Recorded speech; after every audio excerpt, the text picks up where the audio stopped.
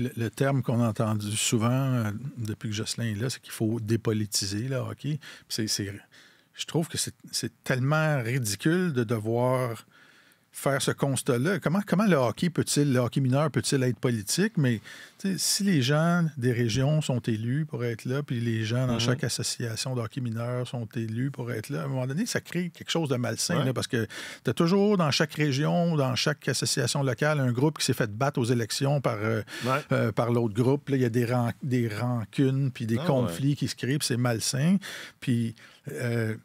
moi, dans les conversations que j'avais avec Jocelyn, je disais, voyons, pourquoi vous ne jetez pas ce système-là à terre? Vous dites dépolitiser, mais sortez-la la politique et que dans chaque région, ça soit, je ne sais pas, moi, 2 ou 3...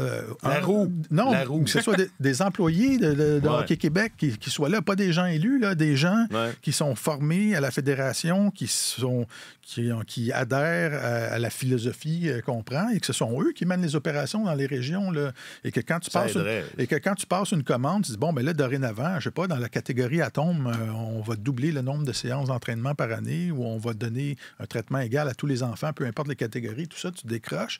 Puis ces gens-là le font appliquer sur le terrain. Puis ce sont quand les gens des associations locales s'adressent à quelqu'un, mais c'est quelqu'un qui est le représentant de la fédération provinciale.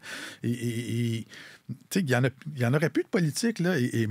Tu sais, un de mes dadas, moi, dans la vie, c'est d'appeler les gens des fédérations, des autres fédérations à travers le monde, dire comment vous avez du succès depuis un bout de temps, comment ça se passe, qu'est-ce que vous avez fait? Puis, tu sais, les Suédois ont eu leur moment au début des années 2000 où ils ont dit, là, on ne performe plus sur la scène internationale, il faut changer la façon de faire du hockey. Puis, on fait une autre réflexion 12-13 ans après en disant, il faut que les enfants aient plus de plaisir à jouer, puis ils ont fait d'autres réformes. Les Finlandais en ont fait, les Allemands sont émergents parce qu'ils ont investi, ils ont décidé d'investir dans la formation de leurs entraîneurs et tout ça.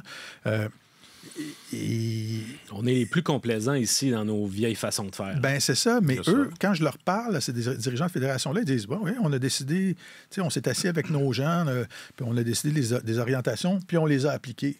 Mais ici, on dirait que c'est la queue qui remue le chien, puis là, mais si tu as une structure de deuxième niveau qui résiste à ce que le premier niveau demande, comment tu veux aboutir? Ça fonctionnera pas. Puis Jocelyn disait toujours... nous, si on disait, par exemple, que Hockey Québec était une entreprise, là, nos détaillants, ce sont les associations de hockey mineurs locales.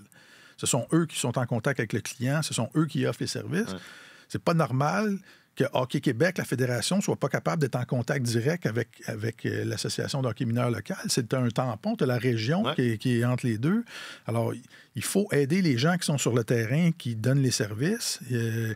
C'est eux qui embauchent les entraîneurs, c'est eux qui forment les équipes et tout ça. Puis on n'a pas ce contact-là. C'est complètement anormal, c'est dysfonctionnel. Alors, moi, je pense que la solution, c'est de faire sauter les paliers élus, là, le palier régional élu, puis que, OK, il y a de l'argent, ces gens-là ont des budgets pour avoir des employés permanents, c'est ça, mais que cet argent-là soit utilisé par Hockey Québec pour placer des employés permanents qui sont là, qui vont avoir une vision à long terme, qui n'auront pas de parti pris sur le terrain, qui n'auront pas d'élection. Ça libérerait tout le monde. Puis qu'on exécute qu'est-ce qu'on commande. Mais Jocelyn Thibault, en tant que directeur général, n'avait pas le pouvoir de faire éclater cette structure-là. Il faudrait que ça vienne, par exemple, du ministère du Sport, Isabelle Charret, etc. Moi, je pense qu'il faudrait que ça vienne du gouvernement, honnêtement, parce que là, tout le monde... Jocelyn Thibault quitte ses fonctions parce que tout le monde défend son fief. Mais là, c'est sûr que si quelqu'un arrive avec une proposition, on dirait, OK, on va s'aborder tout le monde, on va s'aborder notre structure élue, il n'y a personne... Ça n'arrivera pas. Il y en a peut-être la moitié des régions qui vont dire, OK, on va collaborer autrement, puis on ne sera plus élu, puis on va participer au hockey. Mais il y en a... C'est comme faire au plan au niveau du hockey au Québec l'équivalent des fusions municipales. C'est ça c'est quasiment ça qu'il faudrait qu'ils fassent. Oui, abolir des fiefs. Il n'y a aucune raison que le sport mineur soit politique. Moi, ça ne me rentre pas dans la tête. C'est bon pour personne. C'est bon pour... Même parce que, comme tu disais, ça crée des tensions. Personne n'a besoin de ces tensions-là. Les parents ou enfin les gens qui veulent s'impliquer, et qui se font pas élire n'ont pas besoin d'être fâchés de ne pas être élus. Personne n'a besoin de ça. Cette ambiance-là ne peut être que néfaste. Il ne devrait pas y avoir de questionnement. Je ne pense pas que quand Hockey USA prend une décision sur des orientations en matière de développement, que les gens du Massachusetts ou du Minnesota lèvent la main et disent hey, on va faire comme on va. En même temps, tout le monde. Les autres qui connaissent ça. Non, mais c'est pas l'Oregon qui va. À un moment donné, il y a une fédération qui existe. Il faut que la chaîne de commandement soit respectée. Pensez-vous que c'est assez gros? Nous autres, on trouve ça bien dramatique. Là. Pensez-vous que ça l'est suffisamment pour que justement le gouvernement. C'est parce qu'à partir du moment où un homme de l'envergure de Jocelyn Thibault reconnaît qu'il y a un problème qu'il ne peut pas surmonter. Ouais. Puis il l'a expliqué clairement. Clairement, qu'il était une des meilleures personnes qu'on aurait pu imaginer pour ce poste-là. Si lui n'y arrive pas, qui peut y arriver à sa place? Alors, probablement que sa démission doit servir de signal d'alarme pour que les gens qui sont en position d'apporter des changements structurels disent « OK, là, ça ne peut pas continuer comme ça, parce qu'on ne ferait que poursuivre le problème en trouvant un remplaçant ou quelqu'un qui va essayer de faire encore davantage de compromis avec le terme que tu employais, des roitelets. Visiblement, c'est ça la job. Là. Visiblement, la job, c'est ça. C'est de composer, de naviguer. Là, Mais ça, c'est important de pouvoir être diplomate puis pouvoir coordonner. Tout le monde s'entend avec ça, sauf qu'à un moment donné, il y a une direction. Tu sais, c'est pas pour rien que tu t'appelles un directeur général parce que dans ton poste, tu donnes une direction. Mais si la direction que tu donnes, la moitié du monde ne l'écoute pas, c'est qu'à un moment donné, le canal doit être revu. Ouais. Puis il y a des gens à l'interne qui disent que Jocelyn a peut-être manqué de patience un peu parce que l'été dernier, à l'Assemblée générale d'Hockey Québec, les nouvelles règles de gouvernance ont été votées. Ils ont réussi à les faire adopter par les régions et tout ça. Et les gens sur le terrain disent on va les voir, les effets de ça. La gouvernance va s'améliorer. Il va y avoir des vrais conseils d'administration qui vont juste s'occuper de donner les orientations stratégiques qui ne seront pas mêlés aux opérations.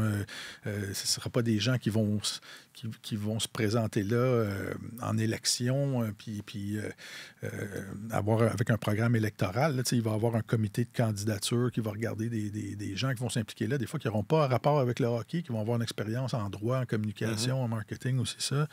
Puis ils disent ça va s'appliquer au cours des prochaines années. Fait que Jocelyn est peut-être manqué un petit peu de patience, mais peut-être que Jocelyn aussi regardait ça aller puis disait ça va prendre 5, 6, 7 ans avant de puis je ne veux pas passer toute ma vie à juste attendre que la gouvernance s'améliore. Mais visiblement, c'était un homme d'action qui arrivait là pour donner un coup de barre, pour dire on va faire des changements. Puis je pense qu'il s'est rendu compte que finalement, tout le temps qu'il avait passé là avait eu peu d'effet sur le terrain encore et qu'il était encore pris avec des affaires de structure. Il a dit bonsoir tout le monde. Il avait dit en arrivant, je veux ramener le plaisir. Tu sais, on parle... Changer la culture. On parle d'un jeu, on parle du sport national. Tu sais, enfin... Et si...